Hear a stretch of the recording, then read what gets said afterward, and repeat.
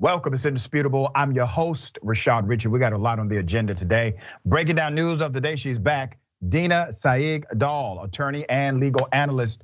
Also in the bullpen, my debate segment, I have Cassandra Shand, commentator Young Voices. We're gonna talk about foreign policy around Ukraine, Russia. Should be interesting. Top story of the day. This is actually an update.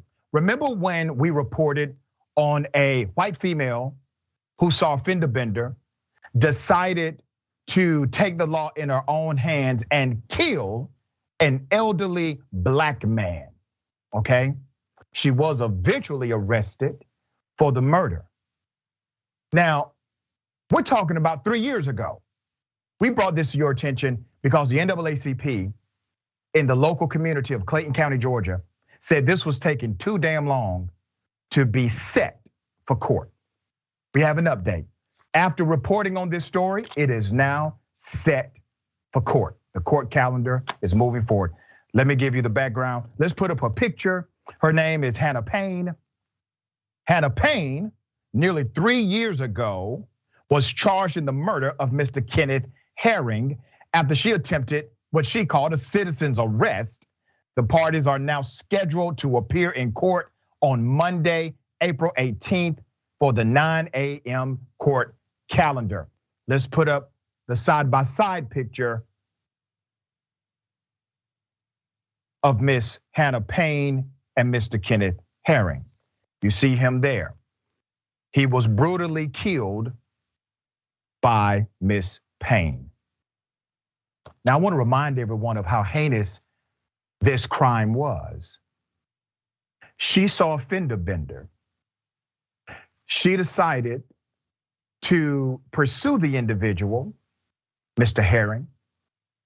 Mr. Herring was actually experiencing a medical issue.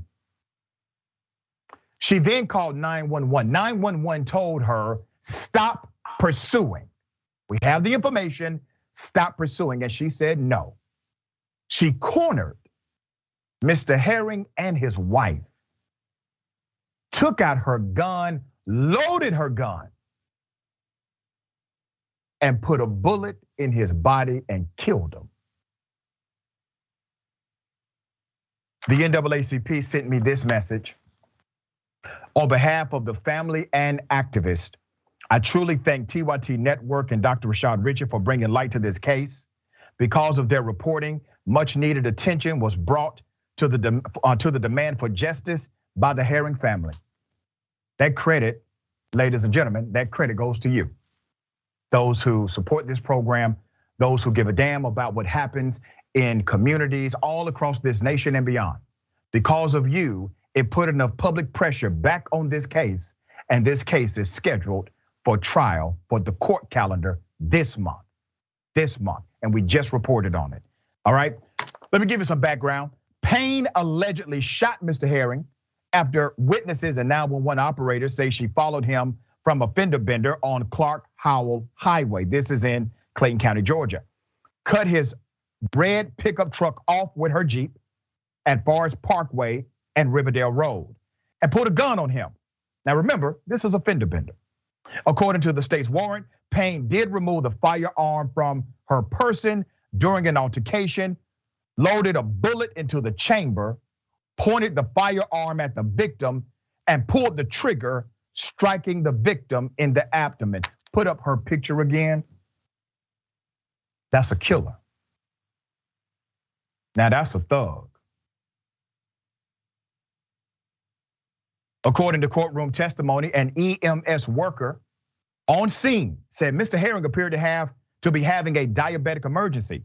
Herring's wife, Christine, also said she thought he may have been having a diabetic emergency and was trying to drive himself to the hospital. But instead, this person, put a picture up again, decided to kill him. All right? Clayton County Police Detective Keon Hayward testified that the EMS responder said Herring seemed disoriented and that Payne ignored a 911 operator who told her not to follow Herring. The NAACP Clayton County branch says the case was taking too long to go to trial. President C. Cinnamon Baldwin has spearheaded a campaign to increase public awareness of the Payne case. On March 8th, Baldwin and Herring's brother Keith filed a complaint with the Georgia NAACP about the case's slow pace. And that is when they got in touch with us and we decided to get involved. That case, as Attorney Griggs from the NAACP quoted, that case is now scheduled for April 18th. Payne faces 2 counts of felony murder, 1 count each of malice murder, aggravated assault, and false imprisonment, and 3 counts of weapons possession during the commission of a crime. If convicted, she could be sentenced to life in prison. Put up her picture again. Right? See those tears? Those tears are there because she's in trouble, not because she's remorseful for the life that she took. Last year, the Georgia Assembly passed and Governor Brian Kemp signed House Bill 479, which repealed the state's Reconstruction era citizens arrest law in the wake of Ahmaud Arbery's death and Kenneth Herring's fatal shootings. The new law specifically forbids the use of deadly force during citizens' arrest. Now, Ms. Payne's attorney, they are arguing self-defense. They are saying she had no other choice because after doing all of that, according to the defense, she was simply in fear of her life.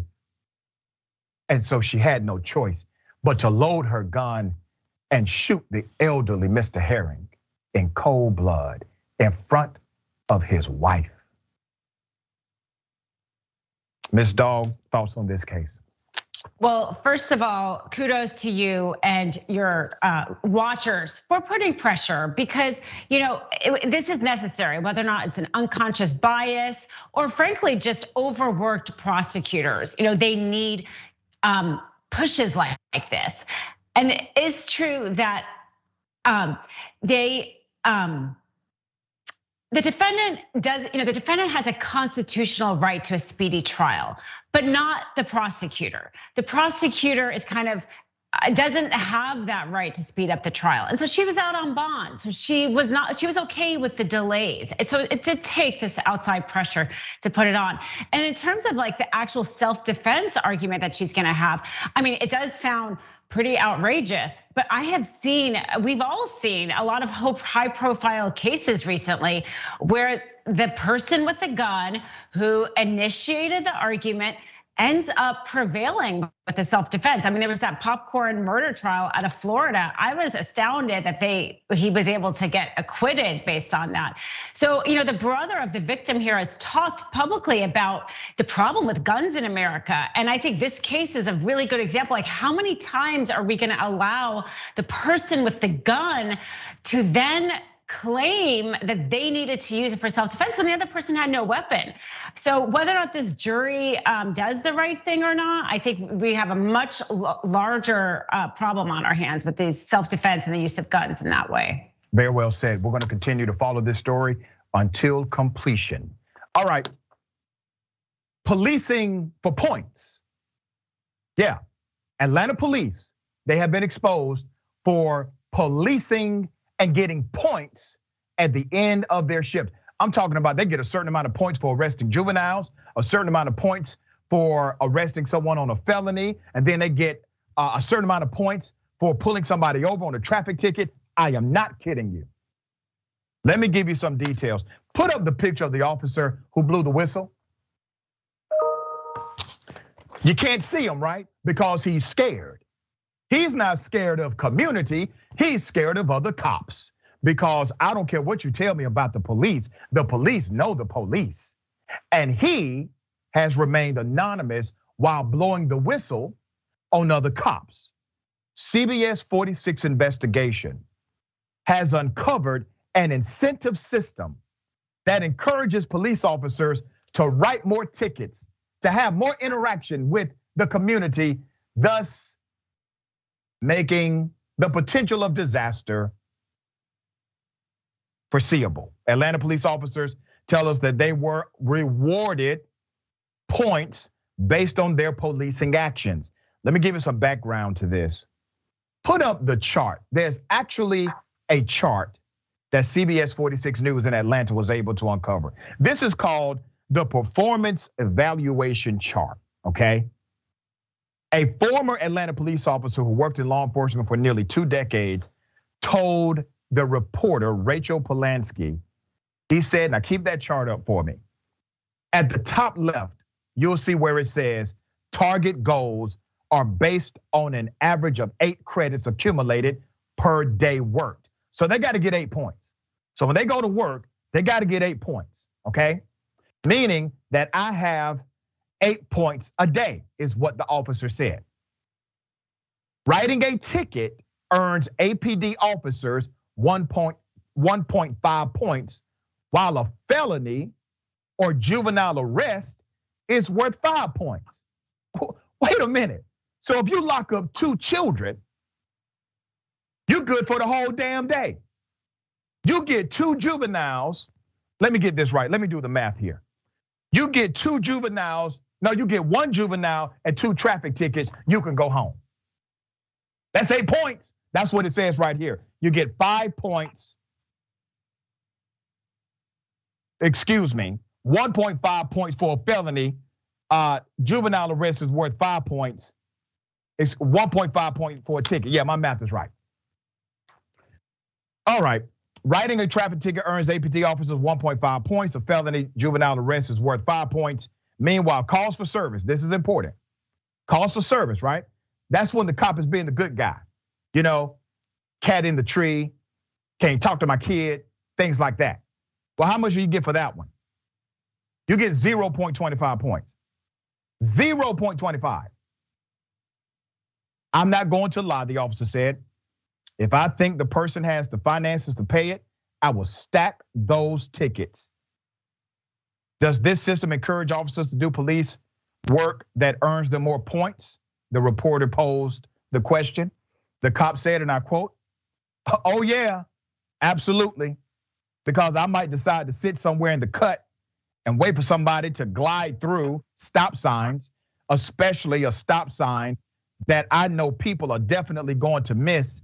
I will sit there and wait there for my points." Are you outraged yet?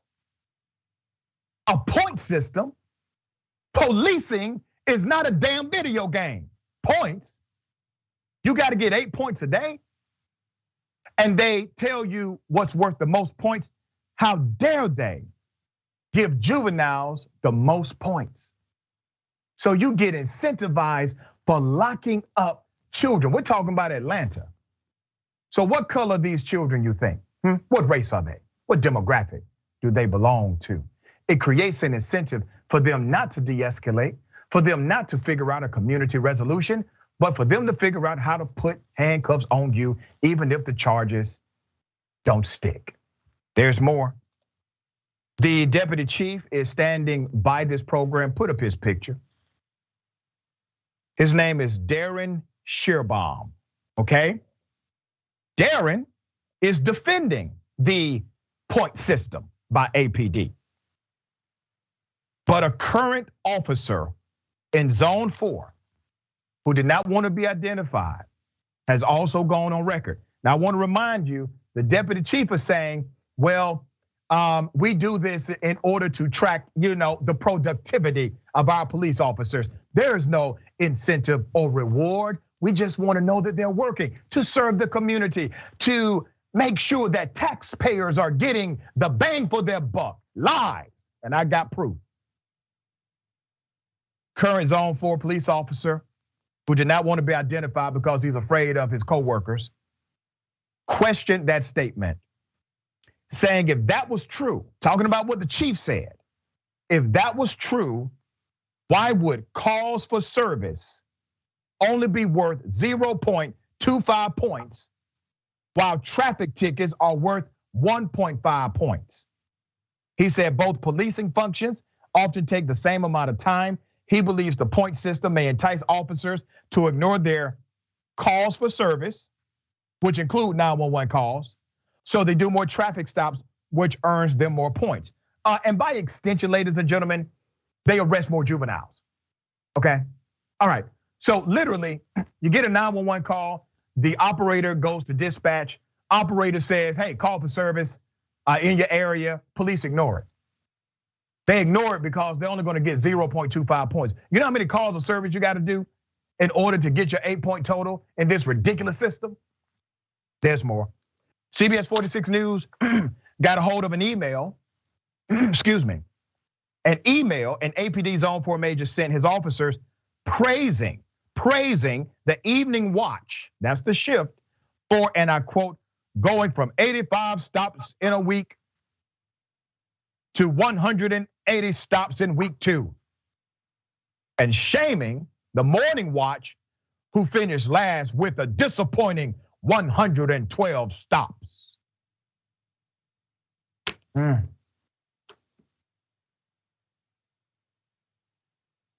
Some of you may be thinking, well, Doc, surely Atlanta police, they're not the only ones with this dumbass system. Maybe this is systemic. Well, we checked. Let's put it up. Milwaukee police said, and I quote, we do not have an evaluation of officers' activity. Miami-Dade police said, and I quote, the Miami-Dade Police Department does not utilize any point system for evaluation. Philadelphia police said, and I quote, our police department does not do this. New York police said, and I quote, the NYPD does not evaluate our members in this manner. Specifically, we do not award points based on activity of law enforcement. Boston police, our police department does not do this. Cleveland police, the Cleveland Division of Police does not use any programs like the one described. Austin police, we currently do not have any programs in place similar to this model, and the list goes on and on and on. This is the city of Dr. King. You have a young, supposedly progressive mayor, Andre Dickens. You got plenty of black folks on the council. How in the hell did this happen? You have a black mayor, a black police chief, put up his picture.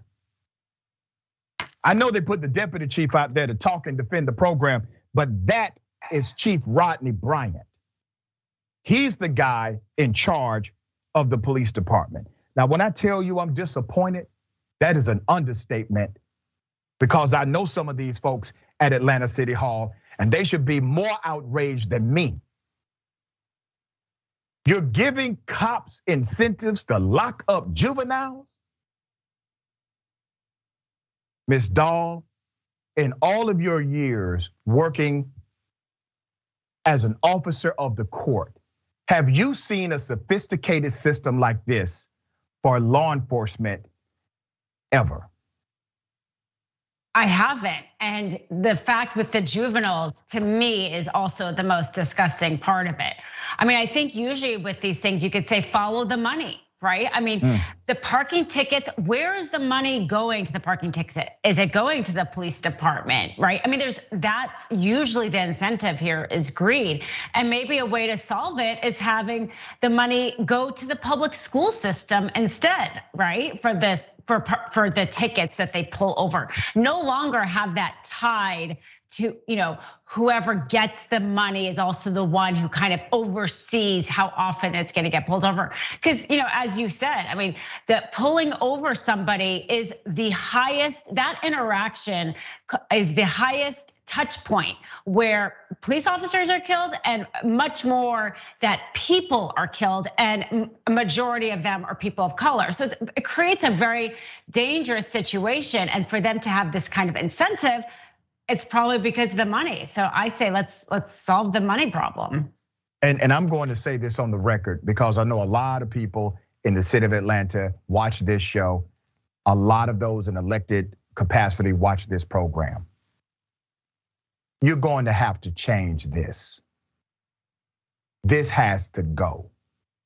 Now, the next time I report on it, I should be reporting that you have scrapped this ridiculous system that creates targets and points out of citizens rather than making them who they are. which is a community you're supposed to serve.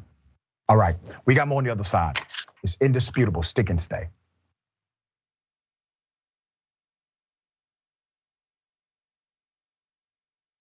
Do all of you know the Young Turks? An outlet like yourself that are willing to cover this story from the very beginning. You have the Young Turks and a bunch of other progressive forces saying this is the time to fight for our values. And I think right now there are a lot of progressive voters, many leftists who feel like they don't have a home. And this is why what Cenk and the Young Turks are doing is so important. What we've done is sustainable, slow, healthy growth. And I think that's the way news should be, where you don't rely on sensationalist stuff. You don't lean on whatever's trendy in the news at any given moment. You just go with the truth. You gave me a platform. You've uplifted so many other progressive voices through this network, and you're constantly looking for people that you can amplify through the work we do, through the infrastructure that you built at TYT. It takes those early people who believe that can really be the seeds of this movement, and that has been the Young Turks. We're super serious about the news. We also managed to do it in a way that is fun and lighthearted. We're not TYT, you're TYT.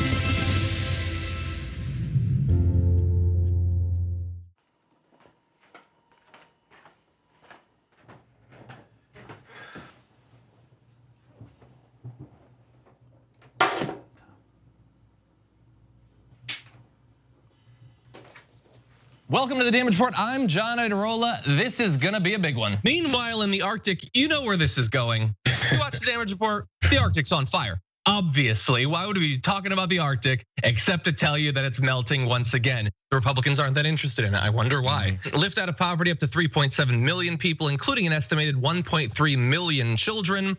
Hashtag save the children? Not if it costs money. I mean, come on.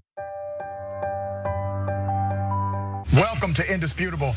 I'm your host, Dr. Rashad Richard. We got a lot happening today. But what do we do on this show? We tell the truth. You know why we tell the truth? Because the truth is simply indisputable. Rashad, great to be here. Congratulations on the new show. And I gotta let everybody know that Rashad and I go way back. Here's the pattern that we see in all of these Karen stories. They think they own stuff they do not own. Now, where does that come from? I don't know, maybe slavery. Maybe they think they should still own black people. This is what happens when Karens weaponize the police.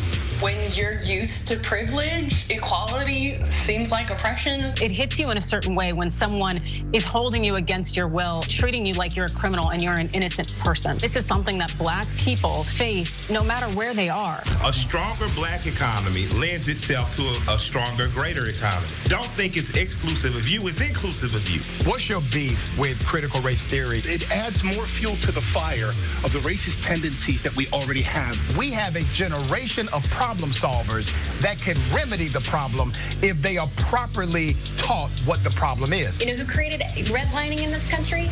It was a white liberal. I don't give a damn who created it. If it's a racist policy, Shelley, here's what I don't know. I don't know. See, there you go filibustering, brother. You're scared of this truth, but you're gonna get it though.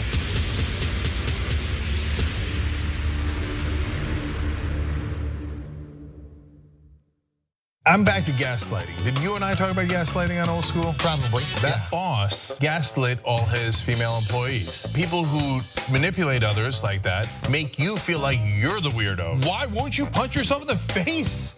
What is wrong with you? And you're like, oh my God, I feel so bad. Why didn't I just punch myself in the face and poke my eye out?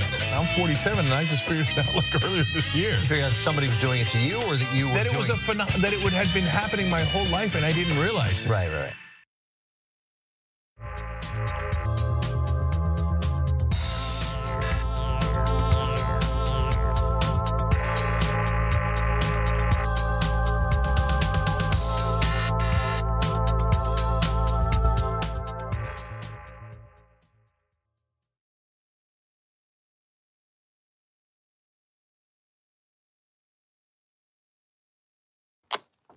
Welcome back. We got a lot of show left. Let me remind everyone, the watch list, all right? Make sure you tune in. An amazing show. The big homie, JR Jackson on youtube.com/watchlist_TYT. Subscribe there. You can follow and like on facebook.com/watchlist_TYT. Weekdays, live, 12 p.m. Eastern time, 9 a.m. Pacific time. Find out what stories you should be paying attention to. News, politics, culture, current events, sports, and more. Always a beautiful, beautiful show. All right. See what you remember. Mickey C, the silver-haired dragon, says, those tears are tears of shock. After all, she's grown up with the right of white people murdering black men in cold blood, and she can't believe that it's starting to change. Very little, but a change. Yeah, I agree. I Am Sock says, somebody needs to explain to me how a quota point system can exist with unlimited overtime. Exactly, right? G-Man, if it was a black woman that killed a white man, she would have been in jail that day. Kevin Bard, and I remember this episode, Kevin. Kevin Bard says this point system was literally a storyline from season 1 of the comedy Reno 911. Was that show actually a training manual for real cops? I remember that episode, ironically, and I like Reno 911. I like the new season too. Twitch, fat guy named Tiny says, that makes it premeditated murder in my opinion. She was told to stand down, she said no, she intended to kill. I agree with you, all right? Very good point. New Moon JLP says, I assume there are no points for successfully mediating or de-escalating a potentially dangerous situation, right? All right. There's an update. There's an update to the Brooklyn subway shooting, all right? Horrific scene. We talked about this yesterday. We got more details. The suspect has now been apprehended. Let's put up his picture.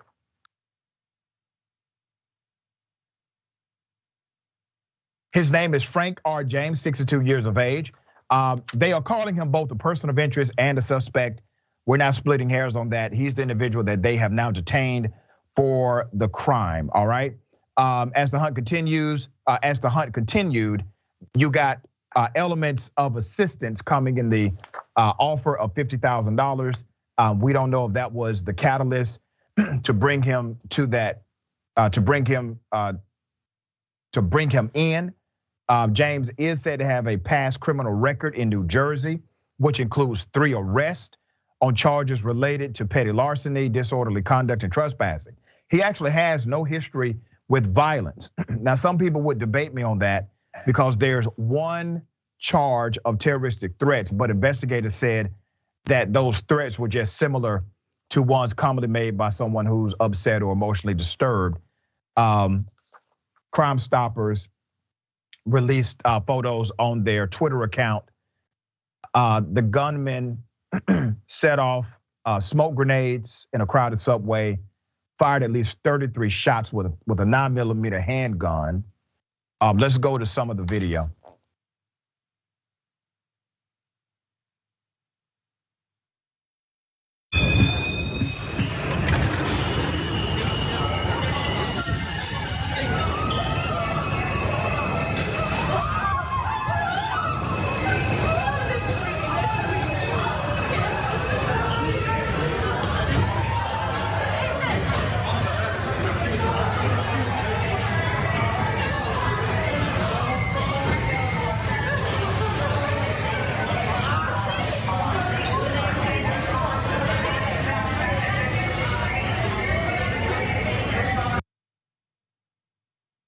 Horrifying.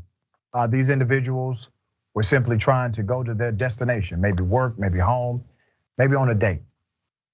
At this point, we know that 5 victims are in critical condition, but they are expected to survive, all right? And at least a dozen people who escaped the gunshot, who escaped, got wounds, they've been treated. Others were injured because of the smoke. This is a developing story. Now, if this individual committed these crimes, Mr. Frank James, if he committed these crimes, that's an evil thing to do. Total disregard for human life. Ms. Doll, thoughts on this case? It's so tragic, and the number of people terrorized is so large. The subway system in New York is essential. And this kind of speaks to what we talked about in the last segment, is the gun problem in America. How are we the this country where we believe that you can have the American dream, how does it coexist with the kind of gun violence we're having? It's going to become unlivable. That, and it seems like he has some mental illness. His tirades, his video tirades. He seems very aware of what's happening in the news. He knows specifically about the mayor's homeless problem. So, and that also to me speaks to how we talk about sometimes the right, or anybody who talks about current events in a way that can lead somebody with mental illness to maybe act in a violent way that they wouldn't have. I think we should all also realize the discourse that we have. So there's a lot of things actually I think that are present in this.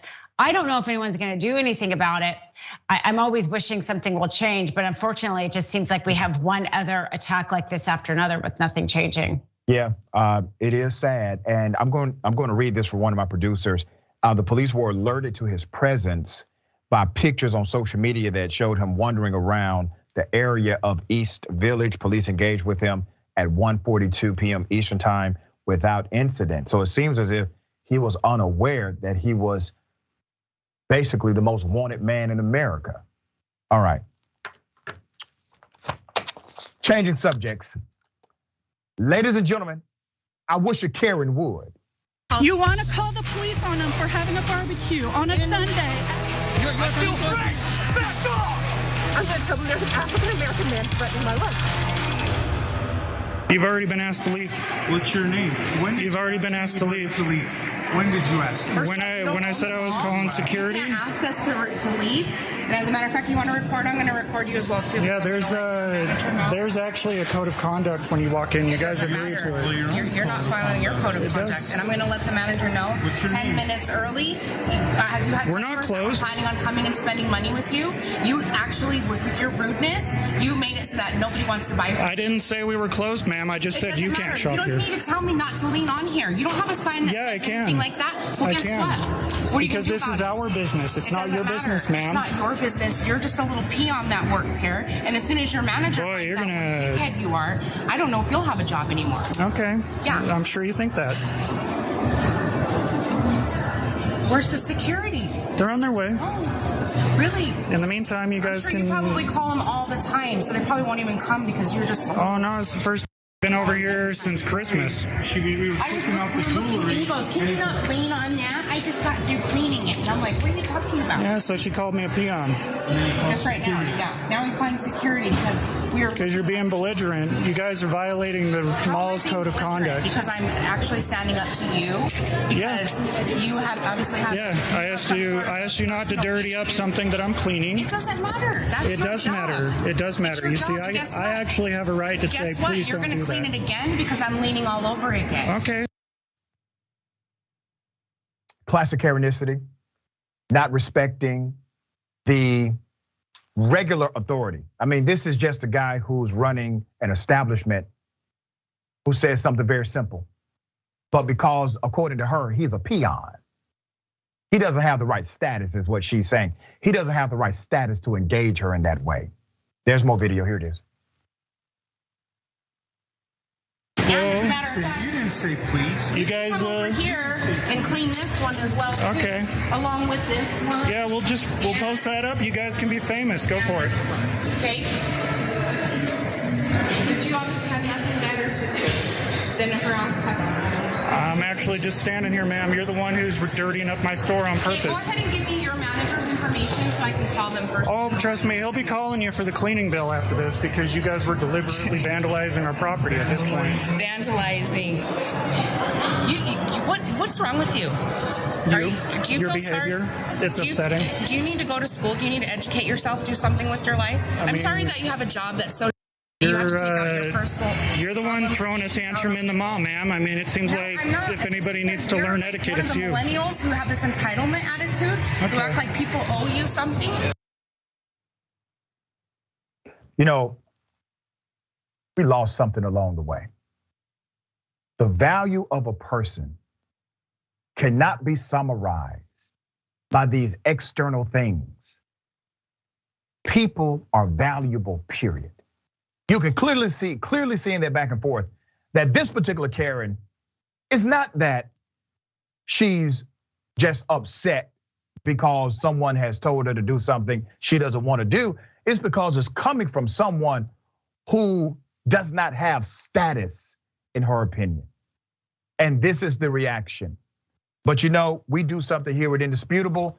As I always say, we provide a mirror for reflection and correction. You got to get yourself right, Karen. You're foul. How you talk to that guy and the way you behaved is foul. That's a hard-working individual, and you decided to make his job harder and to demean him in the process. Ms. Doll, thoughts? Absolutely, I completely agree with the fact that she, again, thought he was less than her. I mean, I can see she doesn't like being told not to lean on the glass. It probably is hard to look at rings and not lean on the glass, but she can lead. But instead, because we can disagree with people, we don't always have to agree with the way everybody else does things, but it's the how we disagree and I have this acceptability in our society. And we do. I think we have some measure of acceptability that we are allowed to judge other people and decide who is on the ladder. Are they above us or below us? And act accordingly instead of thinking that we are actually all just standing side by side. If we did that, we would be, like you said, so much better as humans. That's right.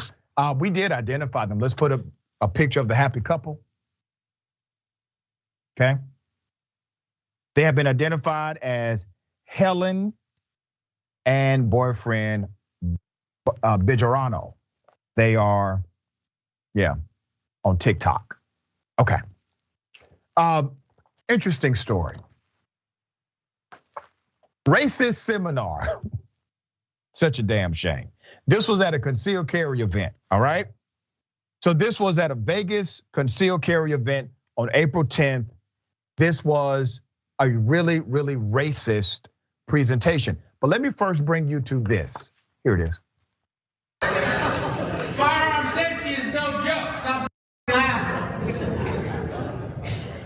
The rules are different for races, right?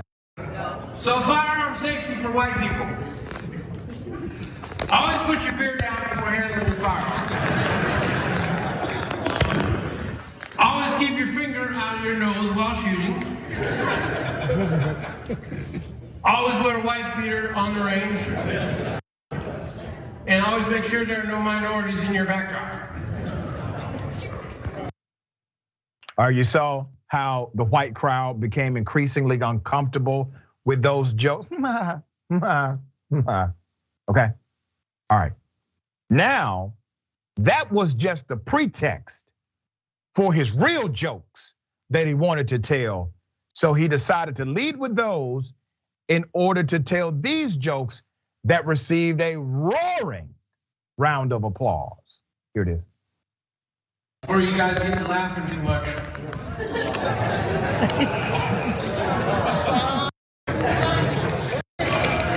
Always shoot the gun right side up. Always lick the chicken grease off your fingers before shooting. Always make sure there's a white person around so you have someone to blame for everything that goes wrong in your life. And always aim for small children to ensure you actually hit another gang member.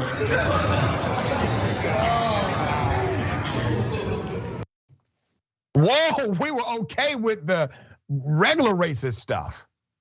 But man, when you're a racist presenter in front of a crowd of racist people, and you have just told a racist joke that made them go, whoa, buddy. Let's put up his picture. We've identified him, all right? Nefi Kaliki was the instructor at the CCW gun safety seminar. He later defended his racist routine on Twitter. We got it. He said, people got equally roasted in my class at the Liberty last Sunday. I am a minority, FYI. Well, no, they did not get equally roasted, sir. Your jokes were decisively much more bigoted, racist, and insensitive against the black community. He continued, however. He also said, I am a minority and I was the one telling the jokes. I am an Afghan American and I come from a Muslim family. For those to use my comedy and my event as fodder for your political nonsense is shameful. That audience was my audience, and it was comprised of a wide mix of racists. Yeah. Here are some of the GOP candidates that attended the seminar. Let's put them up. There they go. All right. You got candidates for Congress, candidate for US Senate, candidate for sheriff, and candidate for governor. They were in their element. No need to do that kind of presentation, all of those racial tropes, talking about gun safety. That is not only distasteful, but really a shock to the conscience. But for this individual, it is normative. You have to check things like this in society because that person feels protected because of those damn laughs. Well, I'm not laughing with you. There's a whole lot of people around this country who are not laughing with you. All right, Ms. Doll, thoughts? I was so disgusted by that video. Yeah. Just so horrible. Those legislators that are there should really have spoken out against it. Minorities can definitely be racist against other minorities. They can be racist against even themselves. So that doesn't excuse anybody's behavior. And his comment in particular about the children to me was the most offensive. And it speaks to a little bit of what we just talked about the point system of locking up juveniles. It's, if you are making this joke, it's because there is this perception that black children are worth less or destined to crime. And it makes it okay then for a police officer to be more likely to arrest them. So this is something that regardless of whether or not it was done to do a punchline, it does speak to how we treat black children in our country. And I was just disgusted by it. Very well said. We got more on the other side. It's indisputable, stick and stay.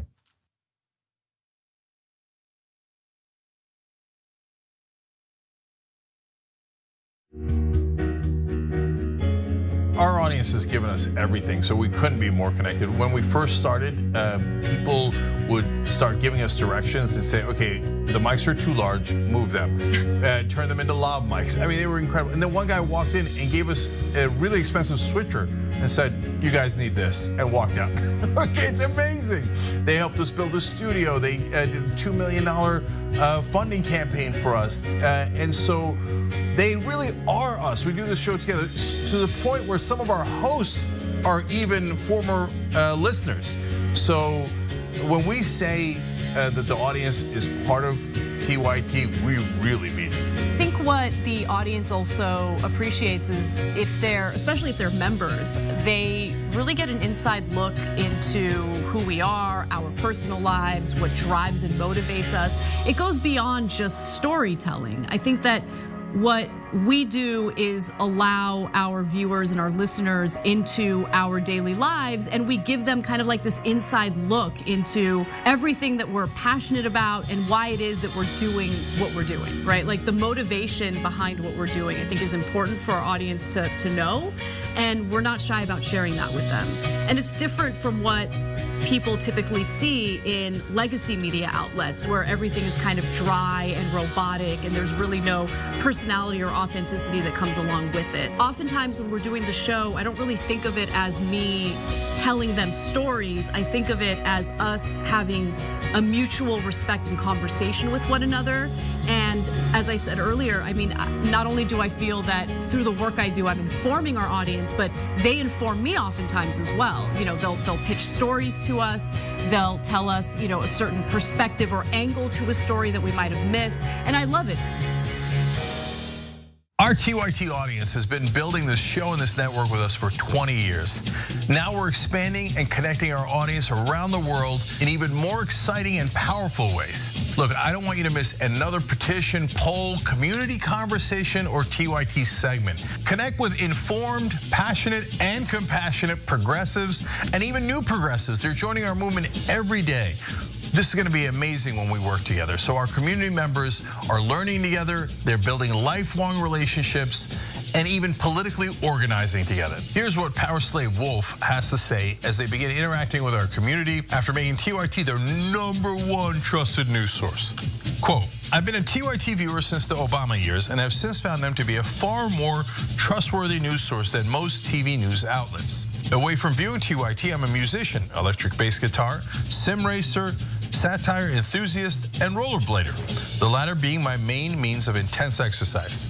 TYT, my local news, none of the stations in my area are Sinclair owned as far as I know, and comedy style news shows are my trusted news sources. The former and the latter both having something in common in that both have something that TV news sorely lacks, a very low tolerance for BS. So sign up for free at tyt.com/community. We're making it easier to connect, stay informed, and even take action.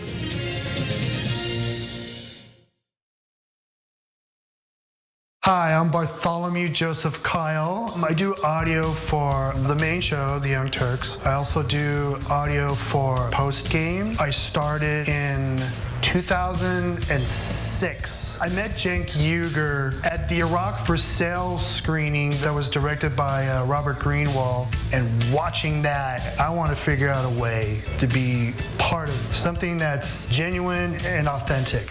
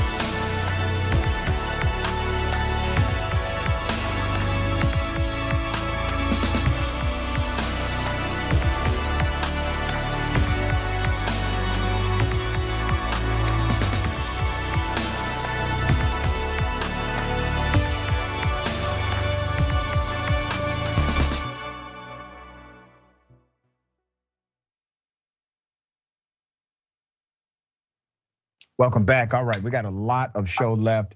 Let me read some of these amazing comments and get to it. All right, V says, leaning on the glass can actually break it too, Karen. It's a safety hazard. That's true. Texas two-step dragon. What's up with the proxy Karens that stand by and let this stuff go on? That guy just let her go off instead of telling her she was making a fool of herself. It's like the cops that watch another cop beat up someone, just as bad. Yeah. Wow, these guys are getting brazen with the racism these days. Where's the white hoods at? Yeah, in the trunk of the car. Yeah. Not Dweezil, AKA Tail Wagging Dragon. What, no watermelon joke? I'm sure that was probably in the next slide. Robo Blake, why do Karens think that recording is their worst enemy? Yeah. Yep, all right, this is airship right. This is why if cops get guns, sales get guns, sales get tasers. Okay, I don't know. All right. Interesting. Florida teacher gets arrested for playing music, blasting music inside of the school. I got mixed feelings about this one. Let me say that up front. Let's put up a picture of the teacher.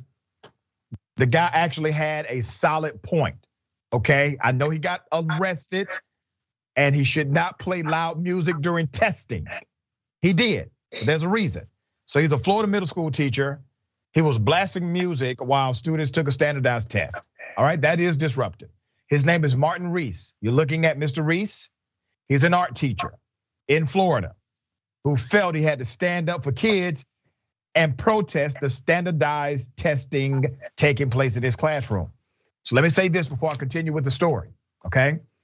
I am anti-standardized tests. That's where I'm at. I think standardized testing is a monopoly. It is a multi-billion-dollar industry, and it has been utilized in discriminatory fashion for decades. Big money in standardized testing.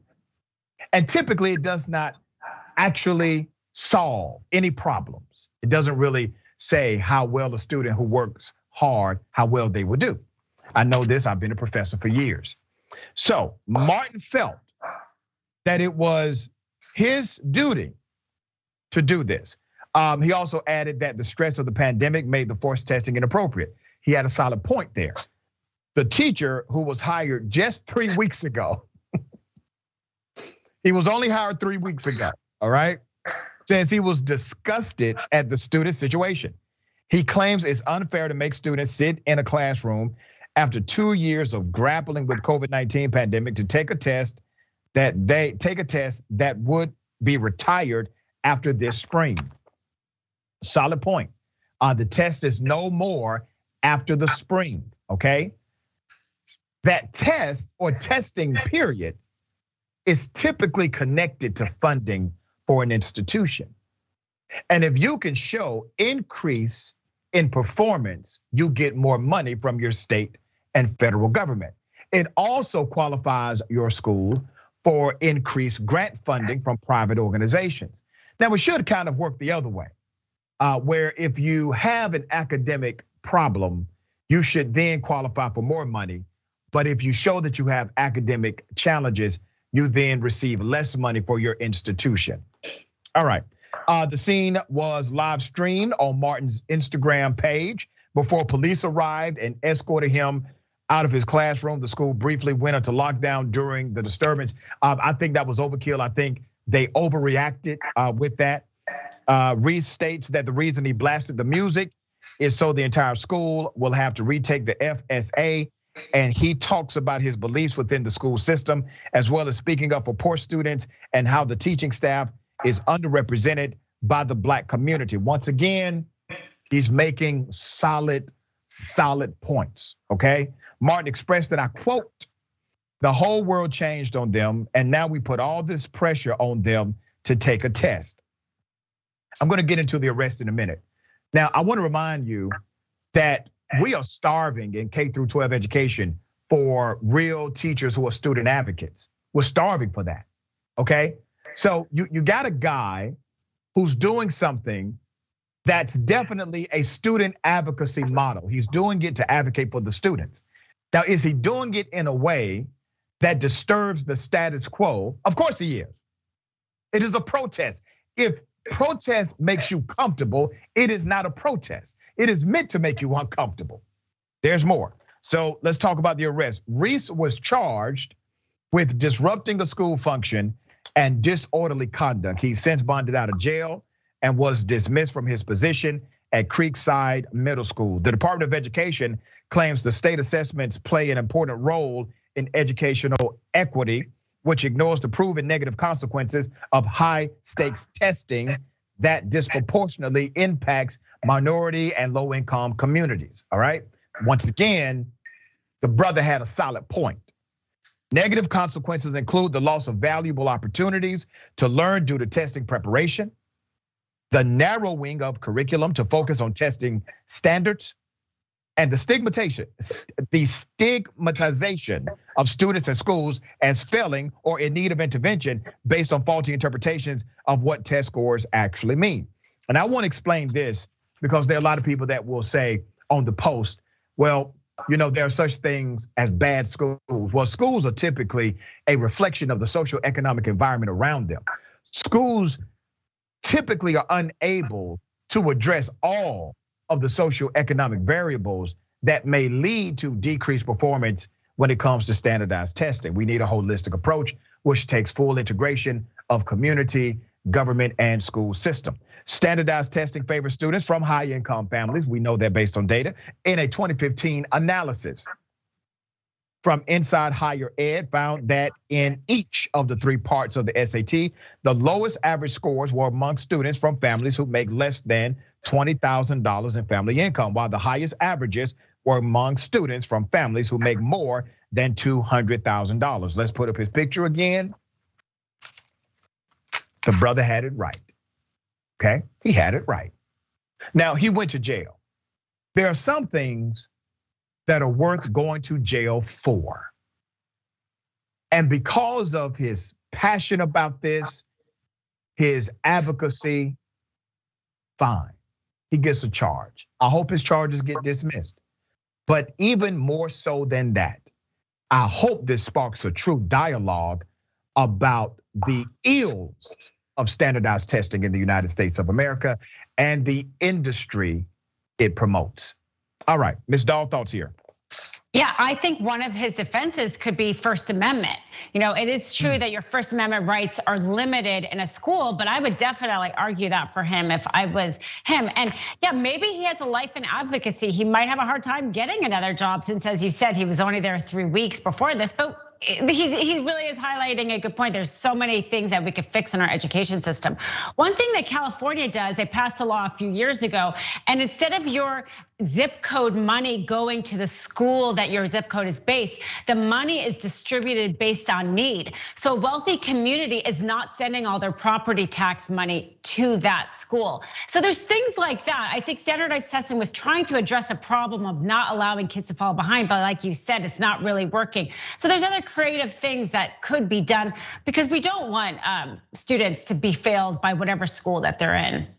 Yeah, and there's another study that coincides with the sentiment of this educator that shows when there's a school system with standardized testing, then they take a lot of time away from actual curriculum in order to prepare for those tests. So you're teaching kids to pass a test rather than teaching them to pass the game of life. You're teaching kids to pass a test rather than learn the actual curriculum that's in front of them. And you use a memory aspect. You basically get them to memorize short term to dump all of that information into a test, and they've learned absolutely nothing. They did not digest anything because we're teaching a memory model rather than a learning model. So I concur with the sentiment of this educator. I'm actually okay with the fact that he was willing to go to jail. I think that means you stand up for something and you're willing to accept the consequences. And I hope to hear more from him, because this is what you call educational leadership. It is rare that we see a school teacher willing to take this kind of stand. So on that, I applaud you, sir, because we need more school teachers who are willing to be bold advocates for those they teach. And one thing about him, those students will never forget that school teacher stood up for him, stood up for them. They will never forget what he did, all right? So big ups to you for doing that. All right, for those who are watching us via linear television, that concludes our time on Indisputable. Always good to be with you. If you can, try to check us out. Just go over to one of our streaming platforms and we will continue the show with a few more segments and the bullpen, all right? Okay. A family kidnaps and beats a gay man until he was blinded. Let's put up their pictures full. Yeah.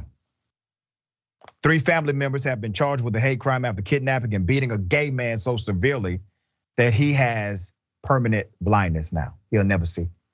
He will never see again. The family members involved were Ina Makarenko, 44, Oli Makarenko, 21, and Yevin Makarenko, 43. Two parents and their son were formally charged Tuesday on counts of first-degree attempted murder, burglary, with battery and kidnapping with prejudice. All charges enhanced under Florida's hate crime law. That means they all face up to life in prison on each count. They have pleaded not guilty. There's more. According to the arrest forms, the August attack was premeditated. They planned it. They secretly, forcibly, or by threat abducted or imprisoned the victim against his will to terrorize him. They go on to say the three struck the victim numerous times, causing serious bodily injury and disfigurement, almost resulting in his death. So sad. The victim, who is declining to be named publicly, and we respect that right, was attacked around August 6th. According to one court document, the trio brandished a firearm or other deadly weapon during the attack. There's another son, let's put his picture up. Another son, 25, was actually jailed in Alabama, transferred to Broward County on Monday, and is awaiting a decision from prosecutors on whether he'll also be charged under the hate crime statute. Despite their heinous crime, according to CBS 4 Miami, they've crowdfunded thousands, $4,000 for their defense. And they have an online petition with going on 400 signatures. People are giving them money because they beat up someone who happens to be gay, because he was gay, tortured him. Think about what that says about who we are as a community, as a culture. All right, Ms. Doll, thoughts? I mean, this case is so disturbing. And unfortunately, this isn't unique.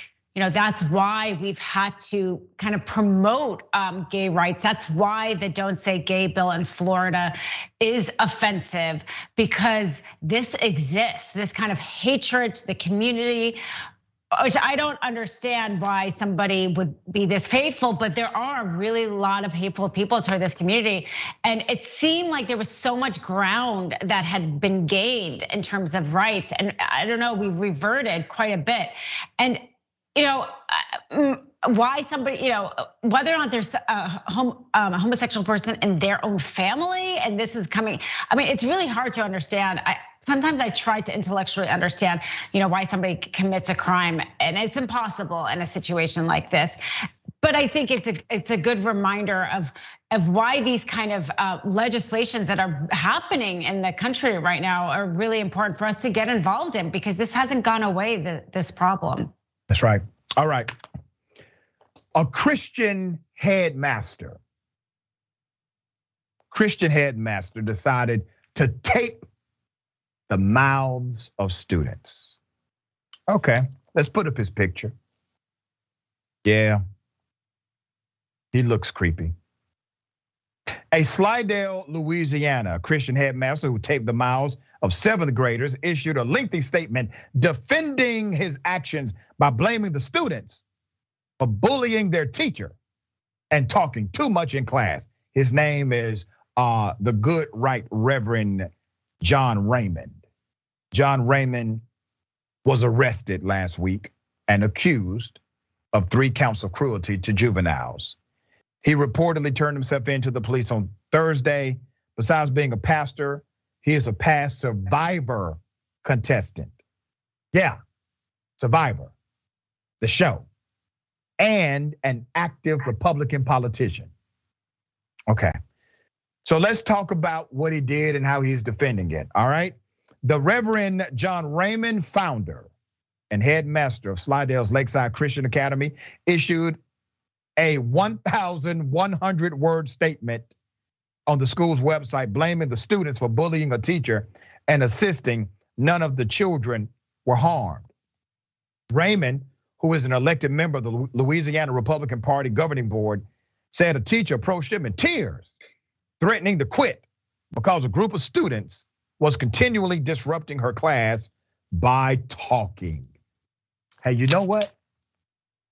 I'm a former high school teacher. I've also provided lectures, colleges, and in elementary schools. I've spoken to kids. You know what kids do? They talk. Sometimes they talk when they're not supposed to talk, right? It happens. They get chatty.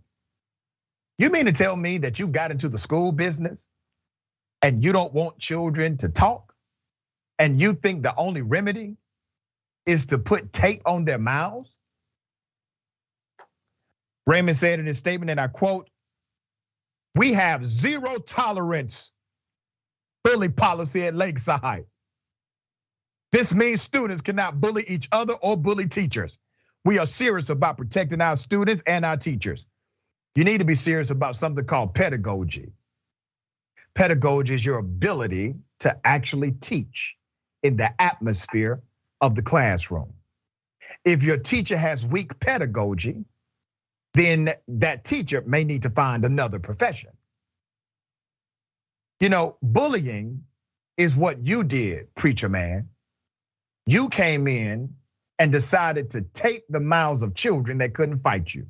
You have been arrested because your ass deserved to be in jail. You're the bully. Now, I think I know what happened here. I think the school teacher went to you and you wanted to show yourself to be the man in charge. You said, "I'll take care of this. I'm the reverend. Where's my tape? I will show you something." And you thought it would be, I don't know, impressive because you're weak and a coward, okay? I'm sure you voted for Trump.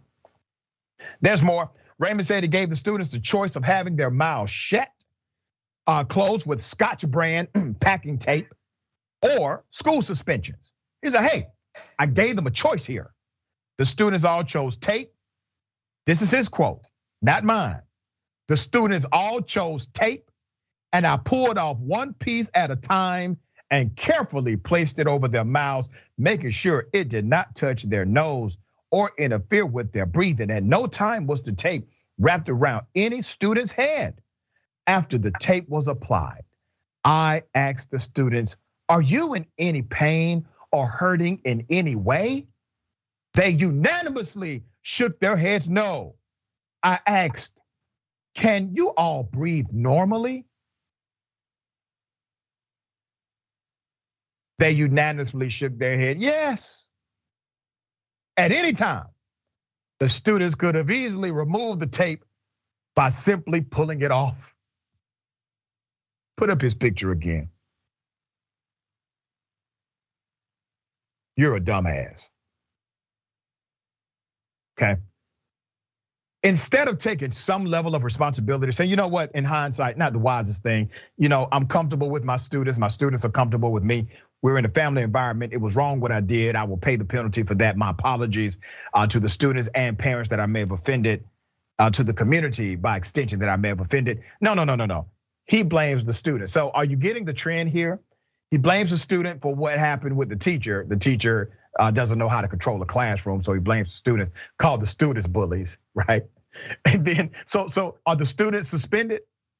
You know, because bullying, you have a zero tolerance for that. Oh, that's right. They can either get suspended or you could put tape on their mouths. There's more. Raymond said the tape had been on their mouths for no more than 10 minutes before he and the principal gently removed the tape. Raymond conceded that the principal of the school disapproved, but not in the way you think. The principal said, get this, you put tape over their mouths? I said, yes, that's the choice they made instead of calling their parents and being suspended. And she said, I'm not very comfortable with that. And I said, well, they're not in pain, so let them sit it out for about 10 minutes to learn their lesson. She said, well, how about 2 minutes? I said, that's fine with me. Let's put up her picture. I can't find the principal But the executive administrator of the school is Buffy Singletary. That's her, all right? 3 of the boys' parents are pressing charges, but the defiant Raymond insisted that what he did was build character. Well, let me say this to you, Raymond, all right? All these damn lawsuits and criminal charges you're about to face, let's just call it a building character moment for you, all right? Miss Doll, let's build character. Absolutely. Their policy should be changed. It's 0 policy unless the adult is doing it to the child. He was clearly bullying them. I mean, that's what a bully is, somebody who has more power. And he couldn't deal with it because as a bully, he doesn't know how to teach anti-bullying. The other thing is the reason why he did the tape and not the suspension is I'm sure in that school, the suspension policy is really clear as to what actions could need suspension, and I bet those kids didn't meet that, but there's probably no tape policy. So again, he felt entitled to do that. I'm glad he's getting all the charges that he is. Yeah, well said. Ms. Doll, always a pleasure having you on Indisputable. Tell people how they can follow you, check out your great work. Well, thank you so much for having me again. They can follow me on Twitter, @DinaDoll1. All right, we got more on the other side. The bullpen is next, stick and stay.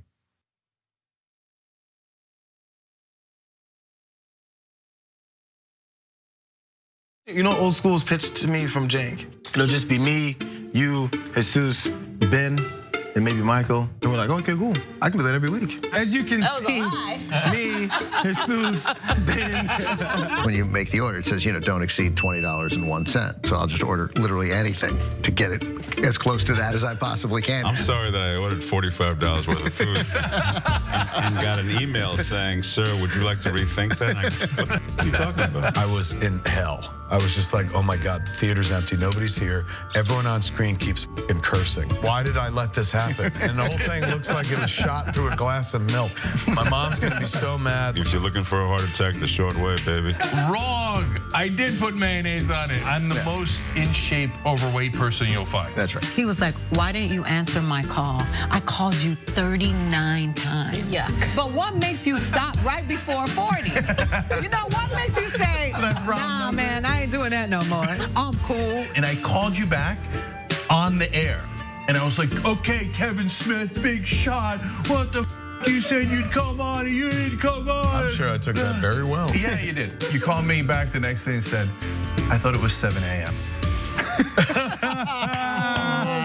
There's now deep fake porn. I don't know if you guys have heard of this. I heard of it. I just had some in the car. I'll tell you who I'm not Ben Mankiewicz. Have you guys ever felt that? Not ever. And now it's just the 3 of us. This is the intimate hour. By the way, the last half hour of this, we're not even rolling. Fair enough. Hey, man. See, I watch movies. I'm done with both of you. Once Craig starts laughing, I can't stop. And I was just gonna ask you about getting high, snoogans, snoochie boochies. And members, of course, you can get the whole damn thing. TYT.com, join and free trial. I'm old school with the old folks. Good. John, come back. This is where it all began for many elected progressive leaders. The Young Turks was one of the few media outlets to cover the races of Alexandria Ocasio-Cortez, Jamal Bowman, Cori Bush, Rashida Tlaib, and many, many more. We know a great majority of the country is actually progressive, and TYT is here to amplify these issues so that we can have better policies that a majority of the country actually supports. We want to drive positive change, and then we've been doing that for 20 years here. That's why we're launching Canvas 2022, a campaign to get out the vote and amplify progressive candidates, the progressive agenda, and their primary races. The midterm elections are fast approaching, and we know mainstream media won't cover progressive voices, but because the TYT audience is too strong, we can make a difference in the midterm elections to help progressives get elected and make sure our priorities are heard. Support our mission to drive positive change. Visit tyt.com/canvas2022.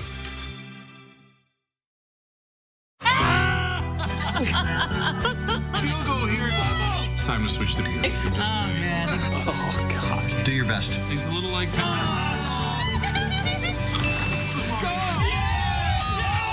Oh. No one's happy now. Give him another try. Oh. Wow.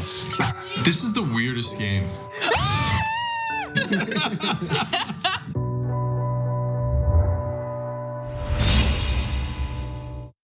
Public opinion, your opinion, has zero effect on public policy. The richest people in the country, their opinion has a direct effect. Leslie Byrne, a Democrat from Virginia, describes that when she went to Congress, she was told by a colleague, quote, always lean to the green. And to clarify, she went on, he was not an environmentalist.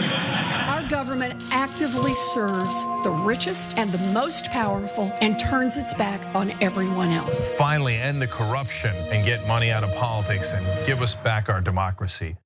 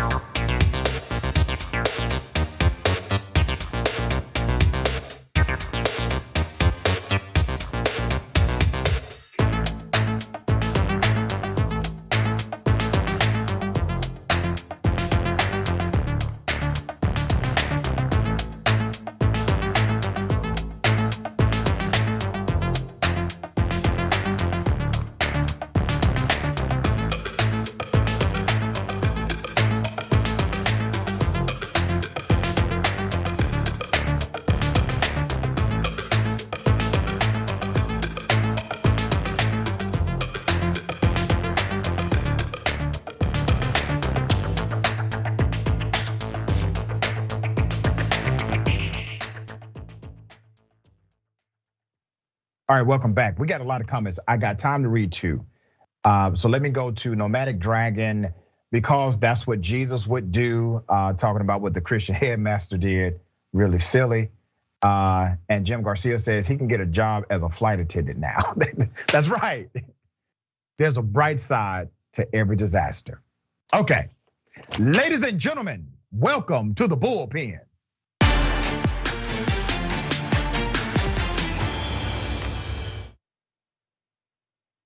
All right, in the bullpen today, we have Miss Cassandra Shand, commentator, Young Voices, master's in politics and international studies from the University of Cambridge, and also has a master's degree of public policy from the University of Chicago. Graduated summa cum laude from UCLA, just a very smart and accomplished person. We're gonna chop it up about the potential of World War III.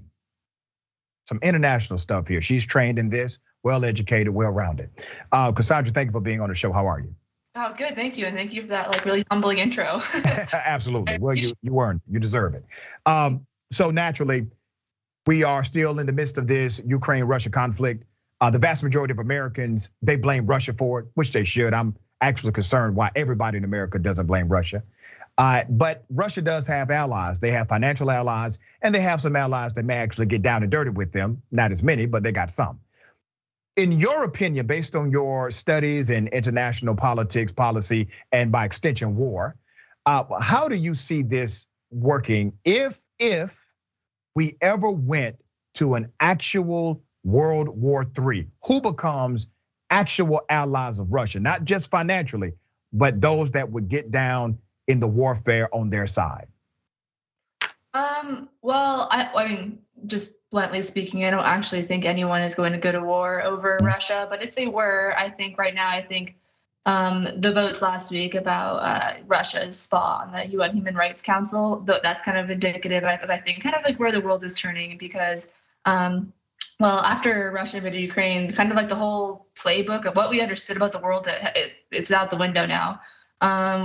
The US, like, we think we have a good relationship with India, but India abstained from the vote. India is it's part of the Quad. It's one of our main defense partners, and they still have $2 billion in exports slated to go to Russia. So they kind of haven't stopped. I think we'll see Pakistan. Pakistan definitely is more pro-Russia, more pro-China. China obviously is a partner with Russia, but China has been kind of like tiptoeing around it slowly. I honestly think that any country where there's a territorial dispute that could potentially happen, they're a little more pro. We don't want to touch too much with this because we have our own dispute, and we don't want to be in Russia's position as well. So Yeah, that's kind of what we're looking at, I think. It is interesting. So let me go to India. So India has had a strategic partnership with Russia for a while. So there was a declaration that they signed on the India-Russia strategic partnership. This was October 2000. However, India since has created a significant connection to America since the signing of that official document. But in a similar way, Pakistan is very similar, where they've had this strategic relationship with Russia as well, and they did support Russia during the Cold War. But things have changed over time. Here's the dynamic. The commonality is really global economics. We've globalized our cultures in such a way, and when I say culture, I mean countries. We've globalized our cultures in such a way that it's really difficult to exist in a silo as it relates to two nations that have a conflict. And because of that, the calculation cannot be simply a moral calculation. I think it should. I think it should be a moral calculation. But what you will find, as what Trump said during his tenure as president, what you will find is that many of these calculations are made based on economy. What are your thoughts about that? I don't disagree at all. I think that yes, in the age of globalization, we are very linked. I do think though that as far as like India's relationship with Russia goes, I think it's more of like a love triangle. They're kind of on all different angles, and that's kind of smart from their perspective. Pakistan is just more like they're more worried about India. So I think as far as like that, like the India Pakistan, like they're both pro Russia right now. There's definitely room there for the U.S. to kind of mess with things. But yeah, I mean, I don't disagree at all. I think that at the end of the day, there's a bottom line, and it's really unfortunate. I prefer the humane stuff, but yeah. Yeah, let's talk about China. I think China's the big elephant in the room as it relates to Russia in particular. In 2001, both countries signed what's called the Treaty of Good Neighborliness and Friendly Cooperation. That's actually the name of the treaty. So they have a document in place. We know that their interaction has been largely financial as well. There's a great economic advantage for these two nations. Do you see the Chinese government doing more in order to restrict the out of control Vladimir Putin? Or do you think they're going to remain exactly as they are and just wait for things to settle and be forced into a decision if it even comes to that? I think they'll remain how they are. I think there's some discussion about a potential like buyer's remorse with Russia, but I think at the end of the day, like they're viewing it more from a strategic angle. So if the world were to go to war with China, that border with China and Russia is definitely a security threat to China. So they want to be remaining close enough with Russia. Right now, like the playing both sides is working well in its favor. So yeah. Let's shift this to Taiwan, right? I think a big reason why China is not going to be very forceful against what Vladimir Putin is doing is because China wants to do the very same thing themselves. And they're looking for the right opportunity to do it, but I think it's going to happen. Now, here's what's really interesting. I did some research and had a conversation with a member of Congress. We actually have a law on the books passed. This is a federal law passed years ago that said the American government will actually defend Taiwan if they are invaded. Now, that's a law we passed. I'm sure they will probably not do it, all right? Because we're no longer a nation of people that really follow the law. But it's on the books and it was passed to stop even the conversation of invasion into Taiwan. What are your thoughts about how the world responds to Putin and how it connects to the potential of China doing a very similar action themselves? Well, I think the fine line between Ukraine and Taiwan is the fact that we do have a security commitment to Taiwan and we don't have one in place with Ukraine, which is really unfortunate for Ukraine, in my opinion. I think that the world will likely respond similarly depending on how China chooses to invade, because at this point, in my mind, it's kind of inevitable. Like if you ask China kind of they perceive that Taiwan is China. There is no question there. There is no separate entity whatsoever. And they actually sanction people that kind of go again, even just mention Taiwan as Taiwan. So yeah, whether or not we'll win there, I'm not sure, but it's a challenge situation for sure. But yeah. Yeah, based on your expertise, now naturally, we're not really getting involved in the Ukraine situation. We're doing the diplomatic thing, the sanction thing. The majority of Americans do not want us to get involved in actual warfare. I agree with the majority of Americans. You have a risk-reward ratio that you do have to weigh in things like this. I completely stand against what Vladimir Putin is doing, and I'm for sanctioning him until he has nothing, right? So looking at the China-Taiwan issue, it's a little different because, as we've said, there's an actual federal statute on the books passed by Congress, signed by a president, that says we'll protect Taiwan. So if it comes to it, which you just said, it's inevitable. China's going to do it. They're going to invade. Do you really think we're going to step up and actually enforce the treaty that we signed into law? I think we have to. I think that, that's our credibility on the line. I know we've had other instances where, yes, our credibility has been questioned, but this is paramount. This is what our military is preparing for. Most likely, I think it'll be a kind of an air battle with some Navy involved. We don't really have a choice. We kind of lose all of our footing otherwise. But you got to think about this. I understand what you're saying, and I think, while I disagree with your position, I think it has some intellectual integrity.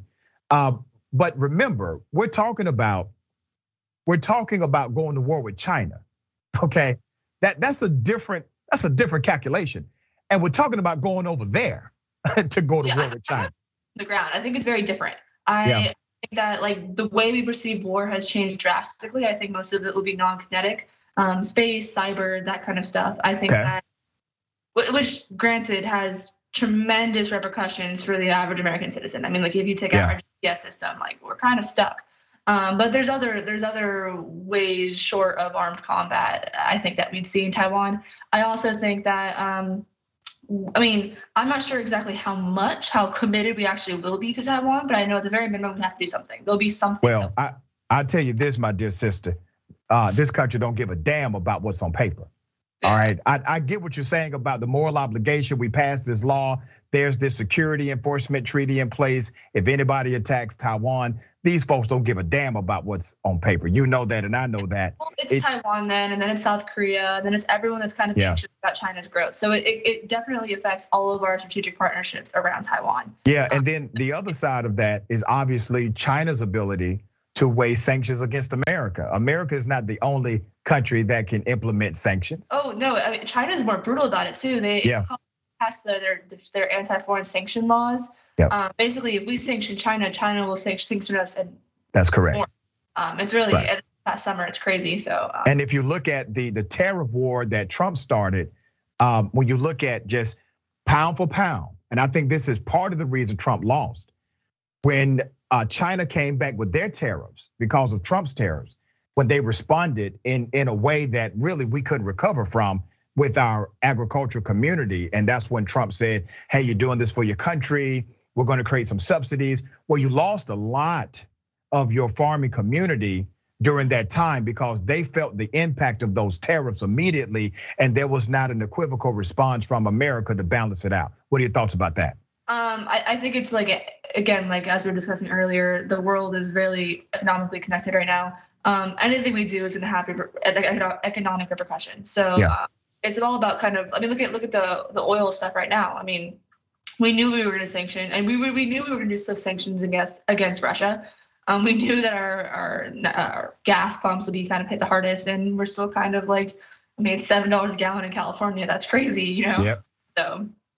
All right, once again, this is what happens in a globalized community, right? You win together and you lose together is what it comes down to. I appreciate you being on the show. Thank you. No, thank you so much for having me. Absolutely. All right. Remember, take care of yourself, take care of each other, take care of the planet. Remember, the truth is always indisputable.